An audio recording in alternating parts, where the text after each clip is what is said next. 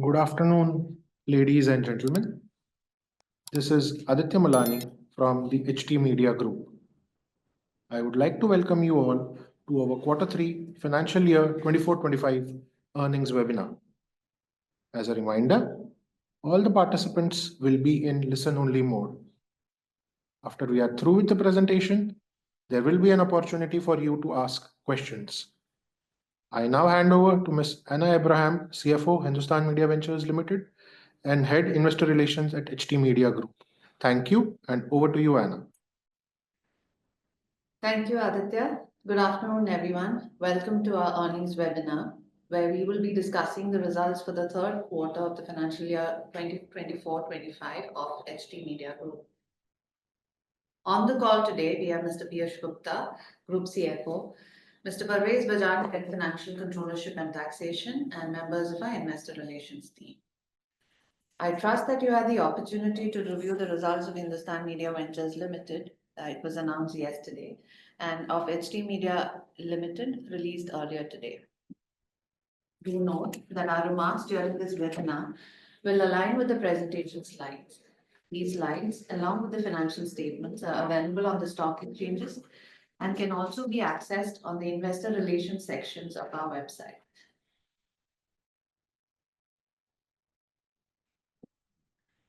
Moving forward, please have a look at the cautionary statement, which is now on the slide. In line with our standard practice, we would not be providing specific guidance on revenue or earnings. The next slide gives a quote from our chairperson on the company's performance of the quarter, and I quote, "The third quarter of the fiscal year bode well for the overall performance of your company. Revenue grew in the annual festive season with a corresponding improvement in both business and operational metrics. On a consolidated basis, we reported growth in revenue and an improvement in operational profitability compared to last year as well as sequentially. Print advertising revenues have, on the back of price and mix, seen improved revenue growth. This, coupled with sustained control on our operational expenses, have led to margin improvement on a YOY as well as QOQ basis. The quarter also saw our radio business post strong revenue growth because of non-FCT business, although margins continue to remain under duress.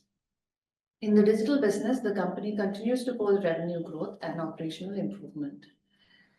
Sustaining this positive momentum across our key business areas and ensuring smooth leadership transition will be our primary focus in the medium term, while we remain steadfast in our commitment to delivering credible and trustworthy news and engaging entertainment content through our legacy platforms as well as new age product offerings." Quote end. We now have the agenda for the day. We will update you on the consolidated performance, as well as provide an overview of the print, radio, and digital business segments. Following the presentation, we will open the floor for Q&A. With that, I now hand it over to Mr. Piyush Gupta. Thank you, Anna. Good afternoon, everyone, and welcome to our third quarter FY25 earnings call. We will be tracking your screen. So as you can see on the webinar, the first chart is on the consolidated financial summary. As Anna just articulated, there's an upward momentum in total revenue on an annual as well as a sequential basis. On a YOY basis, the revenue is up 9%, and on a sequential basis, it's up 11%. If you look at the EBITDA, which came in at a positive 46 crores, that's a 64% improvement on a YOY basis and a 42% improvement on a sequential basis. PAT came in at a negative 3 crores, which is a substantial improvement, and on a sequential basis, it's a 50% improvement. Cash position remains extremely strong, with December cash balance standing at about 920 crores, which is the same as it was last quarter. Deep diving into the business unit performance, let's have a look at the print performance. Advertising led growth in print segment revenue reflected improved momentum. Financials I have already tracked. If you can see, the print also grew by 9% on a YOY basis. Circulation revenue, now that we are increasing a certain level of copies, so there's a certain amount of trade promotion which is going there, but our copies continue to be on an increasing path, came in at about 52 crores with total operating revenue at a 7% growth at 387 crores. Operating EBITDA came at 42 crores and operating margins improved by 400 basis points. Same situation is on a sequential basis where you can see the growth on top line at 22% and operating EBITDA growing handsomely to 19 crores.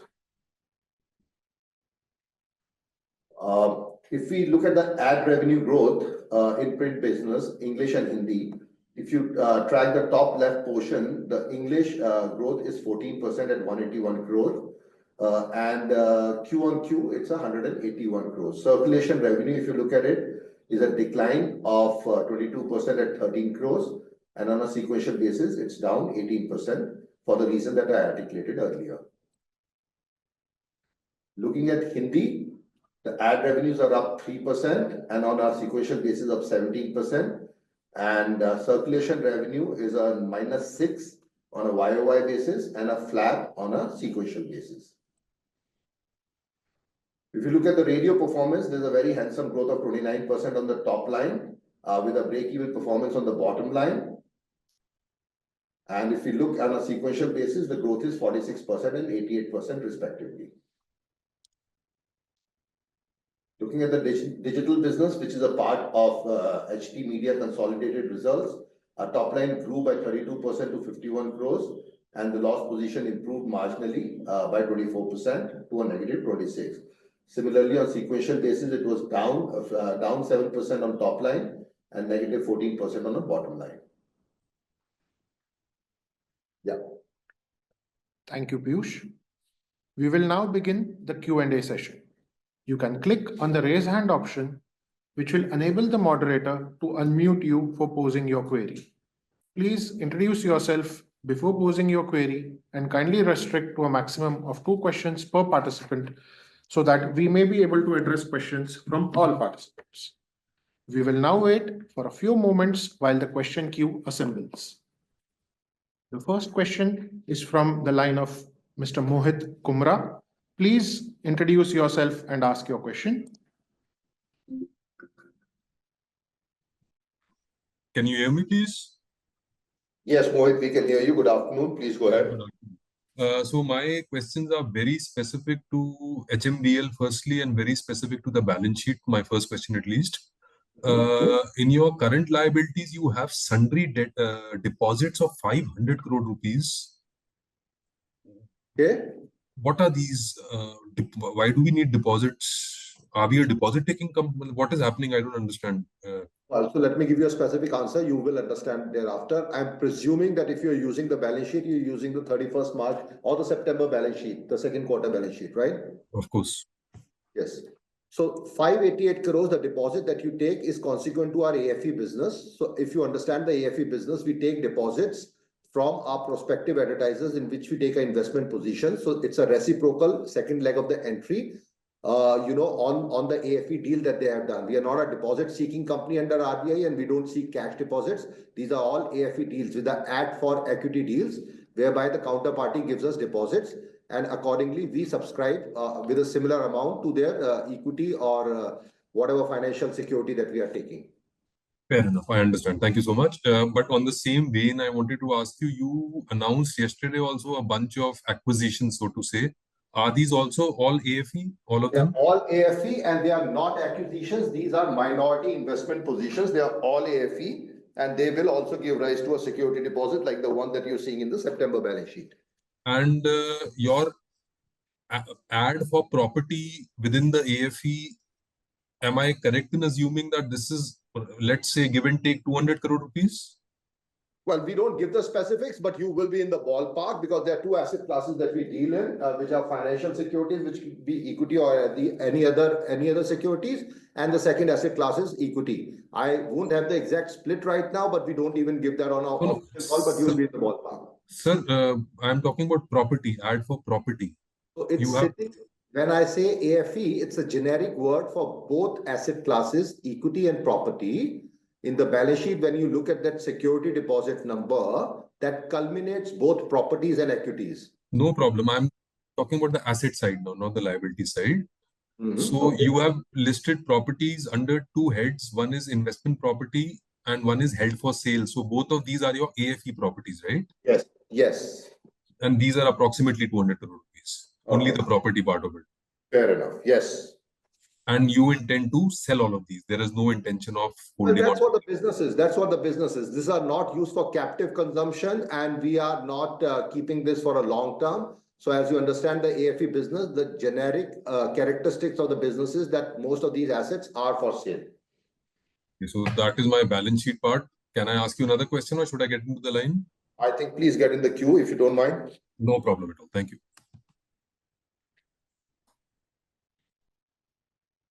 The next question is from the line of Lalit Kumar. Please introduce yourself and ask your question. Hi, am I audible?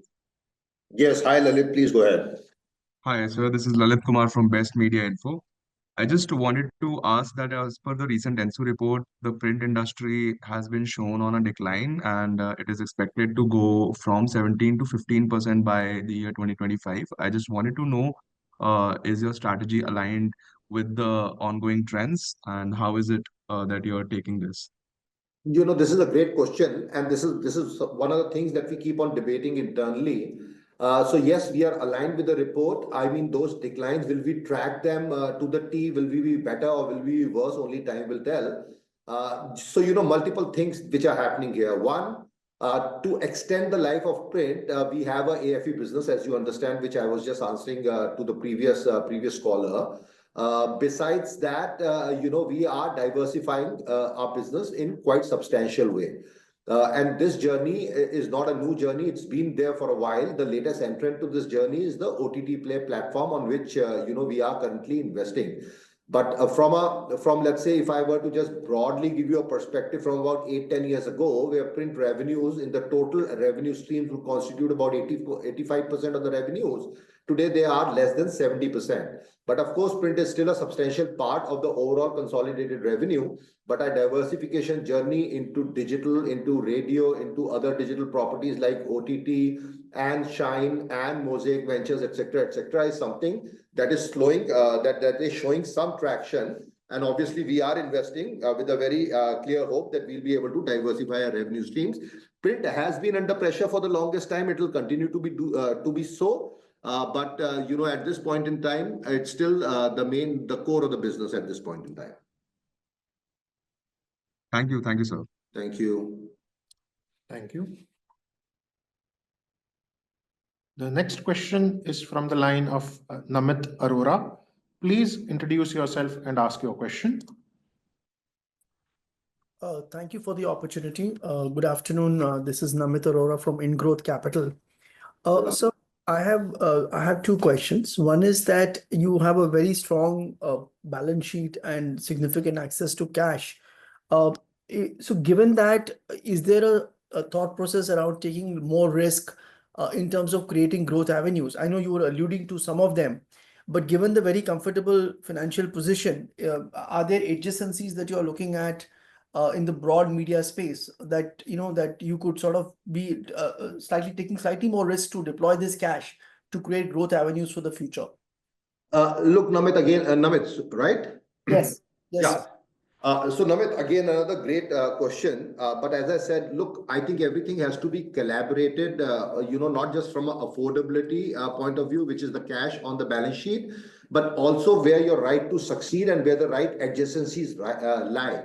Now, being a legacy media company, which has a very strong brand presence, obviously we are extending ourselves into the digital news genre, and with news, we're also going into various other languages, which hitherto we were not there on the digital platforms. We are extending ourselves into other adjacencies like OTT Play, into Shine, which is a classified engine, into Mosaic, which is basically catering to a VC and a PE kind of a stage.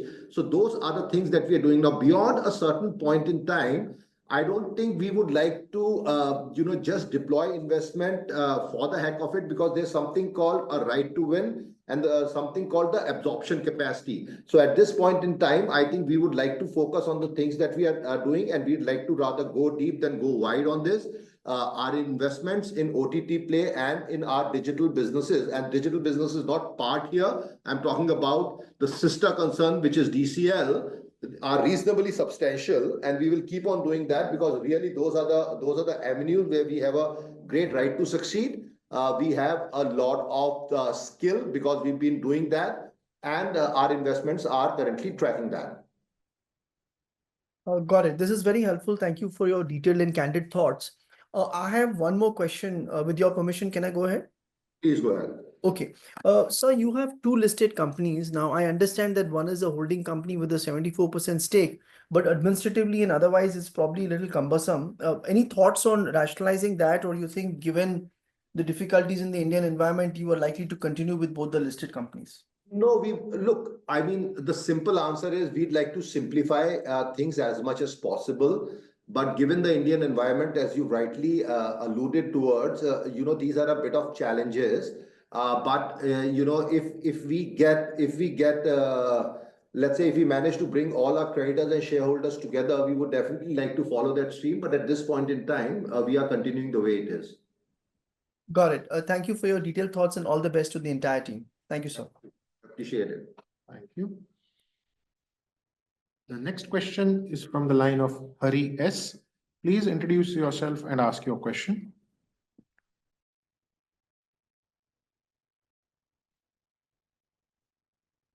Mr. Hari, you will have to unmute yourself.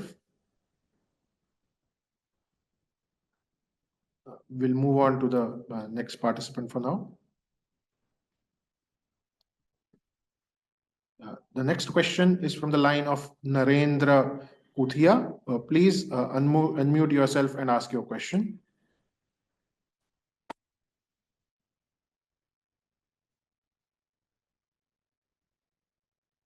Hi, am I audible? Yes, please go ahead, Narendra. Hi. Thanks for the opportunity. This is Narendra from Robo Capital.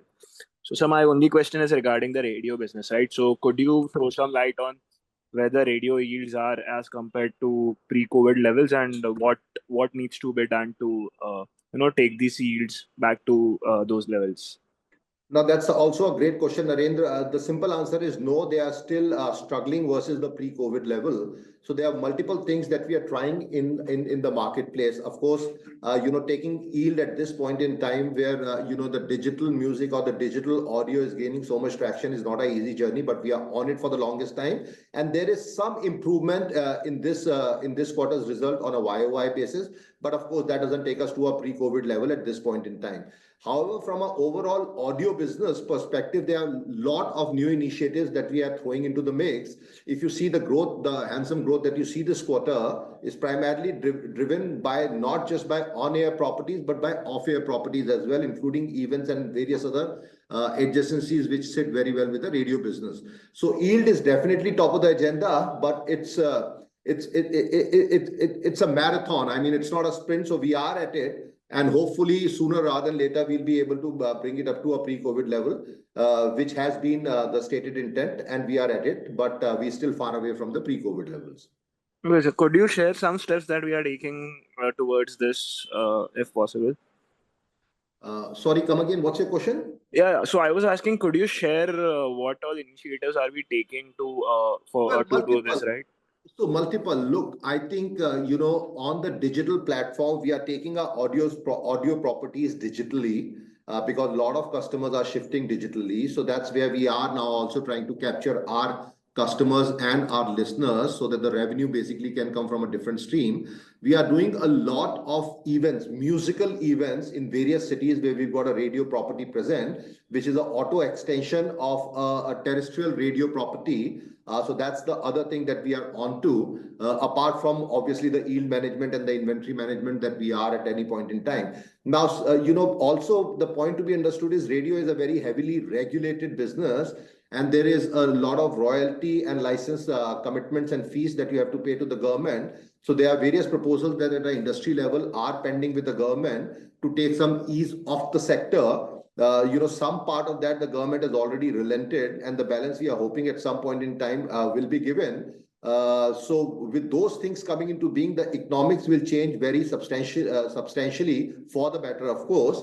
But that's only something that time will tell. Okay, so all right. Thank you so much, and all the best. Yeah. Thank you. Thank you. The next question is from the line of Yash R. Please introduce yourself and ask your question.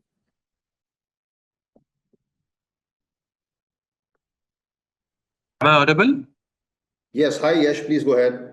Yeah, hi. First of all, congratulations for a good set of numbers as far as ad revenue numbers are concerned for English.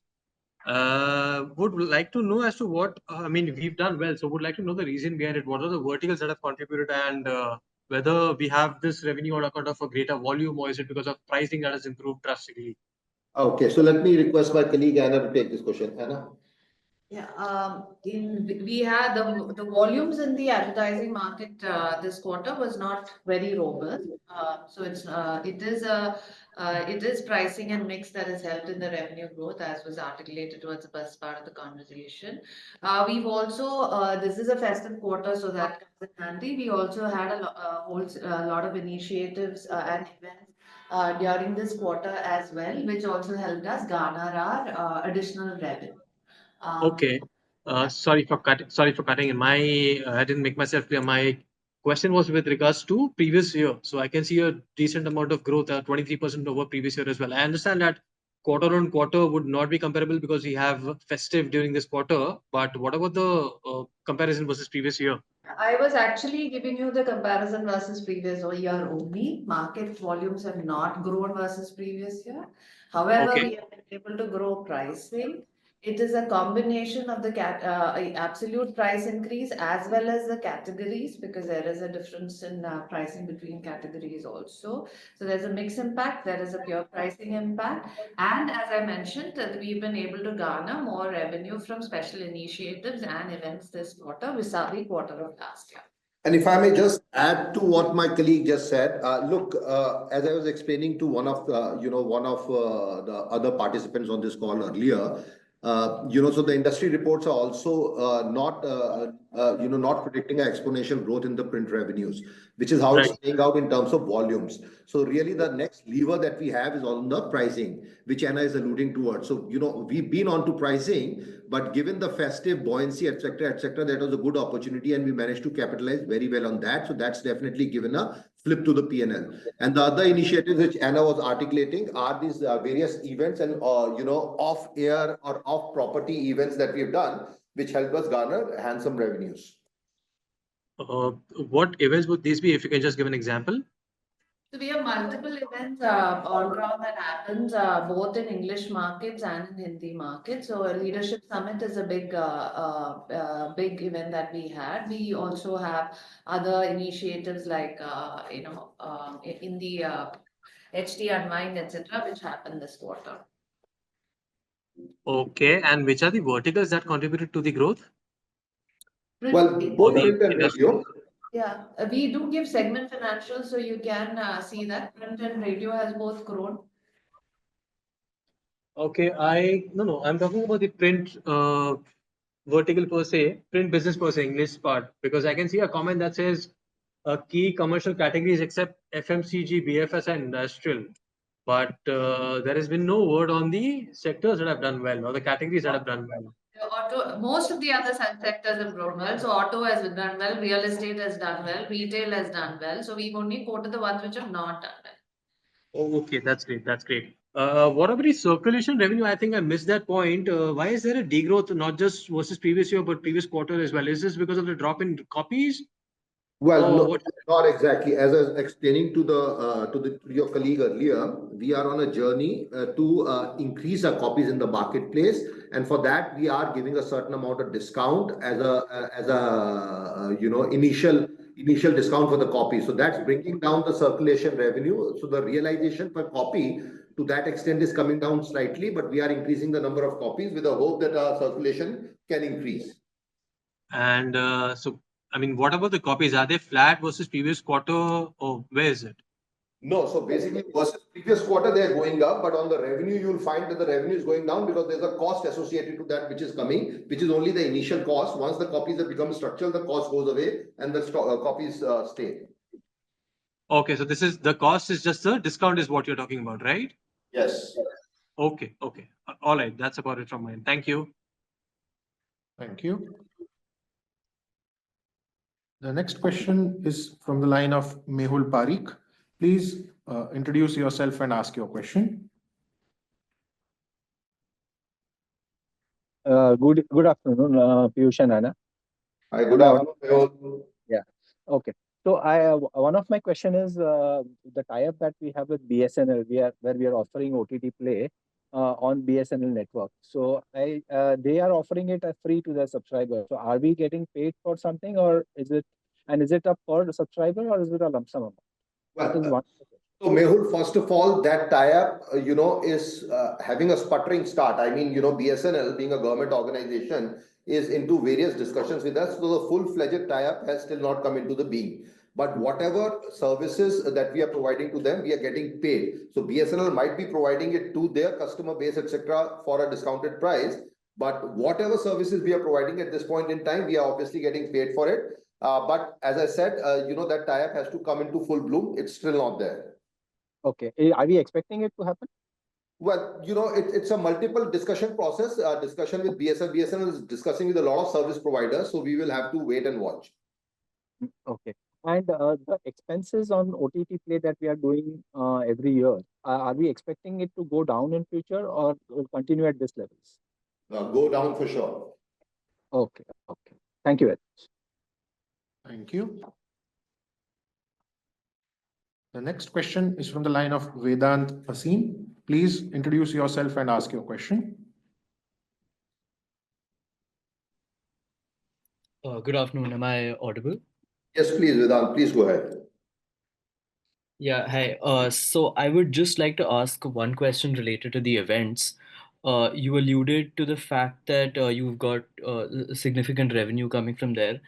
But if you can just detail which segment would this additional revenue be under? Like, would it be under the print or radio, and how much would that be? If you could just quantify it.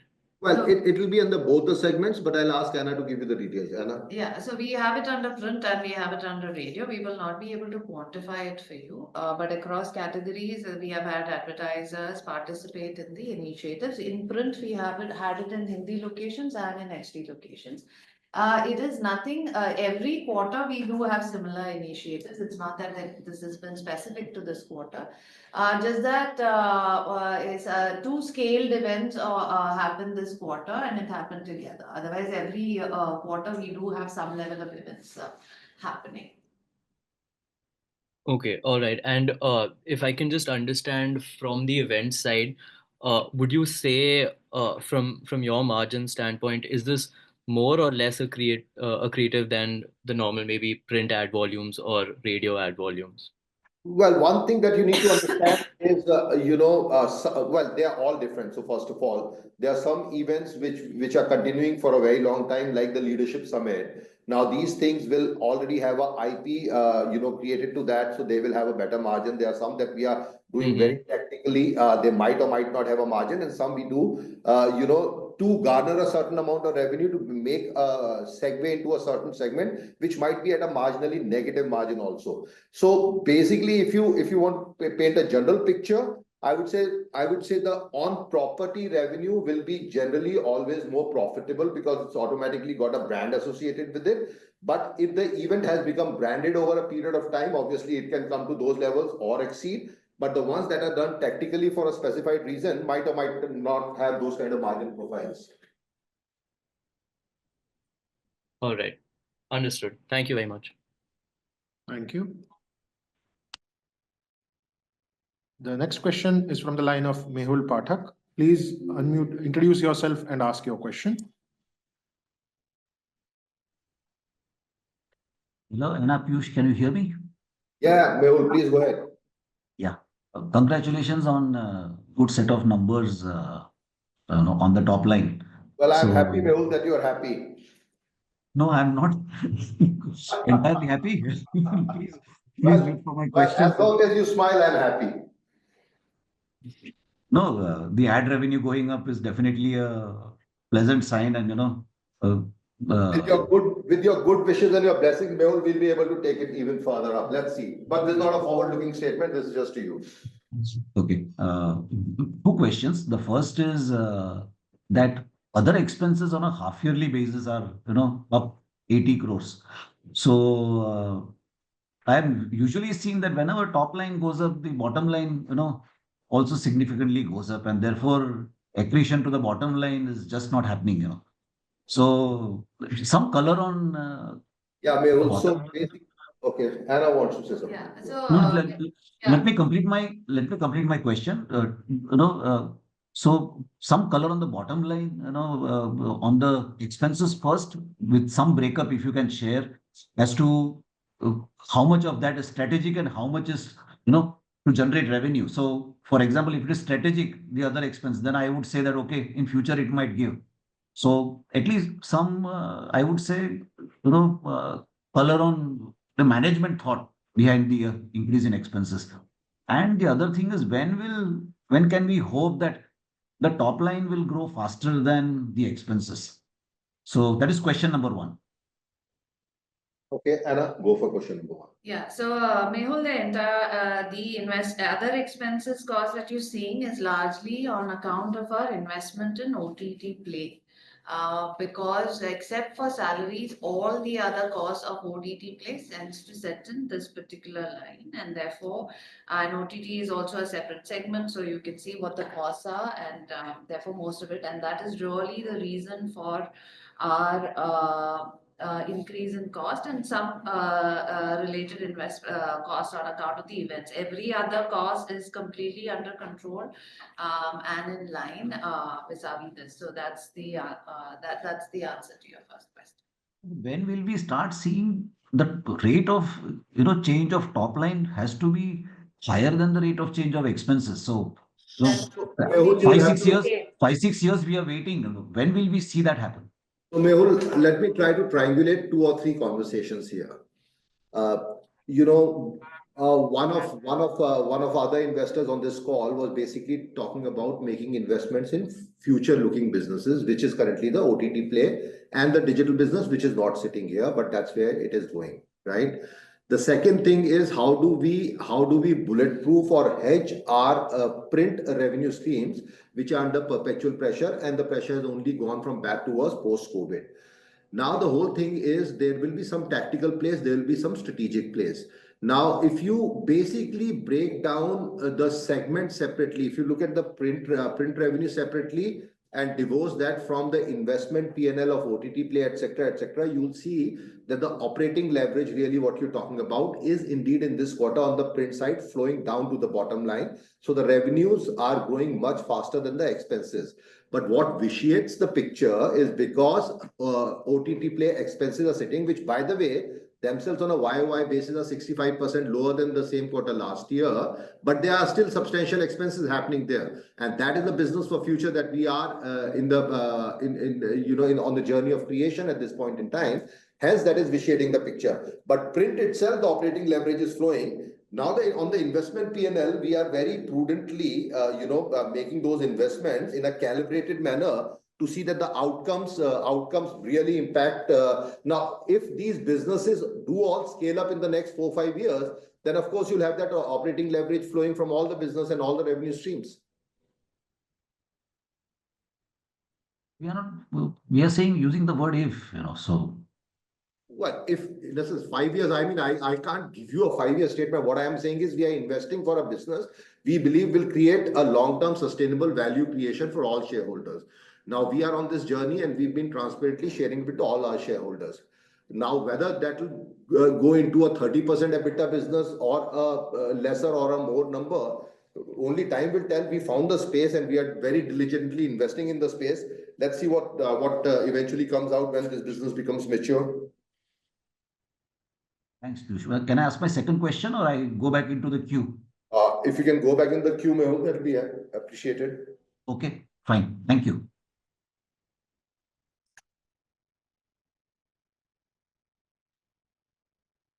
Next question is from the line of Mohit Kumra.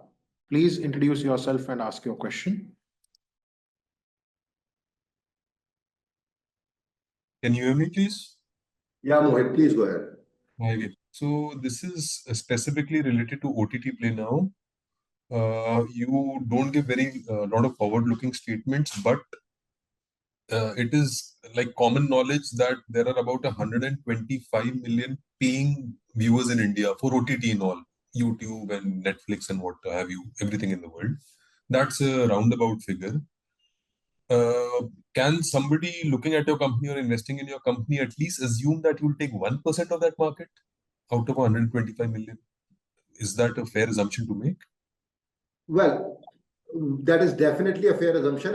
It'll be more than that. But one thing, if you want to do up that equation into economics, you will have to basically from the total addressable market, you'll have to go to the value proposition. That is what is the subscriber paying you? Then you'll have to basically go into the cost of acquisition and then saying which are the matured subscribers who are now coming, let's say on a automatic, like because you're talking about YouTube and Netflix, most of these are on a auto renewal property. So we are definitely addressing more than 1%. But at this point in time, there is a certain ARPU and there is a certain acquisition cost that we are getting out of pocket on. And those are the metrics which have to go up. And the addressable market will definitely be more than 1% because if there are 125 million or 12.5 crore people there, with a bouquet of 30 plus OTTs that we are giving them for a fraction of the cost of the sum of parts, we will be able to address a much bigger market than 1%, for sure. I'm just trying to be pessimistic at the moment, to be honest. So let's say 1%. Yeah, no, so fair enough. So call that as your baseline, but I'm saying we will go beyond the baseline then. So you will be very disappointed if it is 1%, let's say in 2 years, 3 years, you'll be disappointed at least. Well, me personally, absolutely. Okay. So as of this moment, you are showing, all these are ballpark figures. So as of this moment, your digital, if I annualize your 9 months, it's approximately 50 crores, your revenue. And if I just take an average of, let's say, $200 ARPU, I went to your site and saw the different schemes. So you have approximately 2 lakh users right now. Am I correct in that? Or is that unfounded? Well, that's not correct, but we will not like to share that on a public call, but that number is not correct. Okay. So I won't try to trick you into telling me something. But my first question was that it is reasonable to assume that if this business is to be successful, you'll have 1% of the market, let's say 10 lakh users, let's say 200 rupees RPU, let's say. In a couple of years, you should at least be doing 250 crore rupees of business per year from this stream. If you want to be... I absolutely agree with, your broad calculation. I agree. Fair enough. And when will this expense of yours running any business, you switch on a tube light in your office, expenses are always there. But when will the chunk of the expenses peter off in this? Because you initially told us in previous calls that you had been expensing everything. Nothing is capitalized in this business. Everything is expensed, right? Yes. And when do we expect this to peter off the expenses? Well, if you just compare the segment on a YOY basis, the expenses this quarter versus the third quarter FY24 is down 65%, if you see that, right? Yes. And if this journey continues, you can already extrapolate that how the numbers will go forward. Now, the only trick is, expenses, again, you'll have to break down in 2 or 3 big buckets, right? Some will be direct expense, which is the CAC kind of expense, the cost of acquisition of customers. Then basically renewal has a certain kind of expense, and then you have the SG&A kind of expenses, right? So the moment the product itself establishes and embeds itself into that 1% or 2% or 10% or what have you, the CAC itself goes away, and then obviously the economics change very substantially. The only other second part outside of expense is the ARPU, as you're talking about 200. Now, if it is 200, I mean, it has a mix of people who are currently on a discounted scheme, people who are currently on a full price scheme, and everything in between. So once that number settles at somewhere close to 200, as you're saying, the economics become very, very different. But I would also... Dear participant, sorry to interrupt. May we request you to fall back in queue for follow-up questions, please? There is no follow-up question. I was just having a discussion with him on the same point. Okay, you can have one last point to make. I would like to sort of register what you can only call as a complaint right now. There is a Mr. Avinash who is the CEO of OTT Play separately, right? Yes. Now, his interaction with the public, and if you just make a simple Google search, and he has interviews with other people, if you go to the news part of the Google search, this is discussed, and I've said this once before also in some 2-3 con calls ago. Whatever he says in public, your shareholders have a right to hear that directly from you or from him. And since this is becoming a very big part of your business, I am sure all your investors would deeply appreciate if Mr. Avinash was here to answer questions. Because if you just Google right now, there is an interview with somebody called Media Brief, in which he's confirming that the thing with BSNL is done, and he's confirming that some big event on live sports is going to come, big announcement is going to come. Don't you feel that your investors who come on this call deserve to hear it before anybody, A, and directly from him, B? All this we should hear this, right? You are very steadfast in your. Okay, we have heard your point. What you hear on this call is factual and which should be what is taken as the correct picture. We are the representatives of the company to be able to disclose this information and to give you the factual position. He's the CEO. Yes, I get it, but there are sometimes expectations also which are conveyed, and therefore, if at all you want facts, please take what we are saying as facts. And in the meantime, we have registered your point, and we will ensure that the street is not getting many different information, but the factual information, please refer to our call. Thank you for your time. Thank you.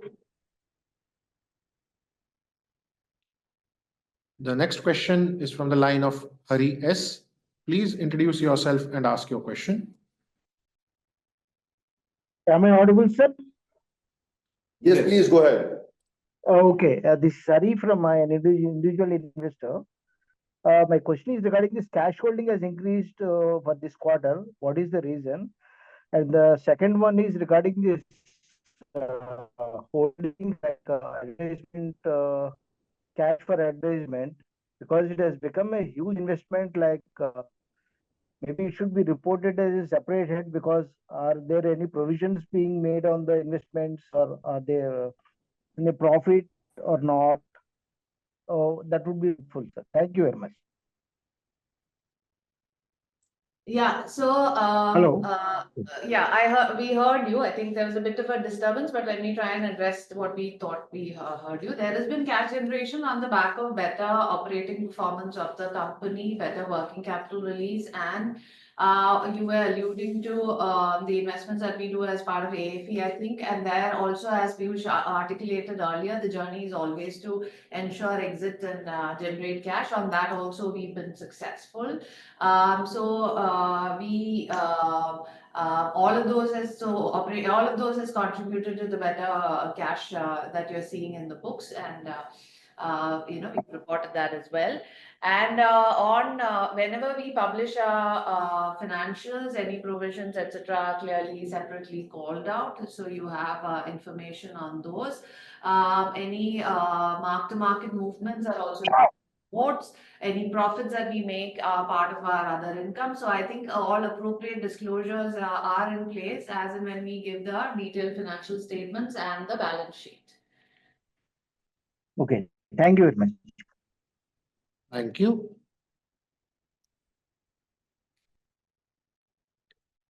The next question is from the line of Yash R. Please introduce yourself and ask your question. Dear participants, I would request for follow-ons. Please limit yourself to one question only. Okay. Hi. So with regards to the staff cost, I can see there is a slight uptick in the cost versus previous quarter. So that would be around 4 to 5%. What's the reason behind the same? I mean, since it's the bit of the year. You mean the previous quarter being sequentially versus the second quarter, you mean, right? Correct. So it was 109, if I am not mistaken, it is 140. So there's a small uptick. It's slightly lesser than 5%. Yeah, so we had in Q2, I mean, there are some variable components which get paid on a half-yearly basis which there was some reversal in Q2. Otherwise, adjusted for the reversal, it's a flat cost. Okay. And just one more question. Can you give us the copies that are there per se for the quarter for English and language per se? That's not an information that we disclose in Okay. Okay. All right. Yeah. Thank you. Thank you. The next question is from the line of Mehul Pathak. Please introduce yourself and ask your question. Mehul Pathak, independent investor. Can you hear me, Piyush, Anna? Yes, hi Mehul, please go ahead. Yeah. It's a larger level question, and that is last 5 years, 700 crores of net worth is gone. It is wiped out. Now, last 3 years, I'm little disappointed with the chairperson's statement for the quarter. There is nothing in it for the shareholder. Yes, certain business related micro statements have been made, but now it is last 3 years, salaries have increased in the company. Salaries have gone up, let's say, from 329 crores in 21 to 413 crores now. So it's almost a 90 crore increase in the last 3 years. So internal stakeholders have been kept happy. External stakeholders, even now there is nothing, and I don't think even this year, there is likely to be a dividend. When I look at the performance, it is not going to happen. So I had this call with Anna, and there was another gentleman in your company where I had requested that I would like to know, does the company have an internal goal for all their senior executives, or at least for the board, on return on capital? What is the purpose of this business? Why is it running? If the cost of capital in India is, let us say, 12%, if you are below 12%, the business does not have the right to exist. What is the purpose of running a business that will never make 12%? And 12%, if you see on return on capital, may mean around 200 crore of net profit from here. So I don't see that happening. On the other hand, money is being retained within the business, and you all are investing in various businesses, and return on capital is not visible to me as a shareholder. So did Anna have a chance to Yes, of course, she discuss? had a chance. So let me try to address. So two parts to this question, Mehul. I totally hear what you're saying. On the roast point, I totally heard what you're saying. If you've got serious points, I think you should definitely bring them to the AGM. Happy to have a discussion on that. But like, coming on to the net worth is gone, therefore the market capitalizations might be various places. And I don't want to say this whole stuff, but you look at various other listed media companies, and you can look at the market capitalization of them in 2018, 19 before the pandemic, and now there is a bit of a challenge, and that's the only reason that we are trying to, because of a strong balance sheet, invest in a forward-looking businesses so that the ROEs and the ROEs and the return on invested capital, all those matrices can show up. Now, obviously, we're trying our level best, and these are all thought out decisions which are happening with every stakeholder in the way we are transparently bringing it to all our investors every quarter. Now, whether the switch will flip in 1 quarter or 1 year, really tough to say. But with all earnest, the management is putting their best foot forward. On the market capitalizations, etc. If you just look at the comparative set in the listed space of print media companies and radio media companies, etc., you'll see that we are much lesser impacted. But we are, because we had a strong balance sheet, we have a wherewithal to kind of invest in future-looking businesses so that we can create long-term value for all shareholders, majority and minority. Regarding your other point on the employees, etc., I don't think we are giving anything other than market dictated increments here. We've gone through multiple rounds of rationalization in COVID, before COVID and after COVID, but that's where we are, and I don't think it's fair to compare that we are not doing anything for the external shareholders. We are trying to very diligently trying to build businesses for tomorrow. Now, how they will pan out, we will transparently keep all the shareholders in the know. But it's really, we won't be able to predict what will come out, less than after 5 years or 4 years. We are trying our level best. I'm not grudging internal, Participant, stakeholders getting salaries. I welcome it. My point is, while you are saying that, compare the market cap of other print companies have distributed 2,000 crores each. DB Corp and Jagran have shared, which even HMBL has not done. So we are way behind in terms of performance, even on Hindi. So I have not heard anything back that what is the glide path. Anna, if you can discuss with Ms. Bharti and come back to us shareholders and say that, okay, after 3 years, we are looking at 15% return on capital. No, do you internally have a target? Is anybody thinking return on capital? You know, that We okay, are thinking all the things, Mehul, but just for the paucity of time, we are definitely thinking about it, but I don't think I have anything new to say. We are definitely thinking, hence we are trying to invest, not various other companies, which are the competition set that you name, are trying to create businesses of tomorrow. We are trying to do that. Now, how that will come out, we will see, but that's the journey, and we've got this balance sheet, and we are utilizing our balance sheet to create long-term value. Now, let's see whether we are successful or not. Thank you. Thank you. Thank you all. With this, we come to the end of the Q&A session. If you have any further queries, please reach out to the investor relations team. Our contact details are given in the investor presentation and are also mentioned on our websites. I now hand over to Piyush for closing remarks. Thank you, Aditya. Thank you, dear investors. Thank you for joining our earnings call. We hope to see you again in the next earning call, which will be the full year FY25 earnings call. Season's greetings and all the best to every one of you.